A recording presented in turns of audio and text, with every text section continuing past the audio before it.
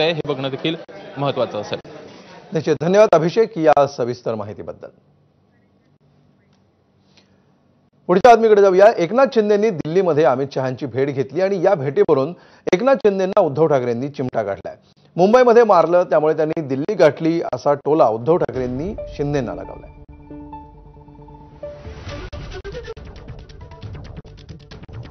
आता तर कहर म्हणजे त्यांच्यातच आपापली नसा आवडण्यास सुरू झालेलं आहे.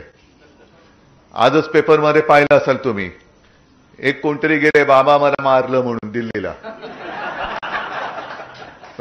ही लाचारी जी आहे ना, ही लाचारी का, तर तेच चांगला जर काही चांगला शिक्षक मिळाला असता त्या वयामध्ये तरी परिस्थिती आली नसती.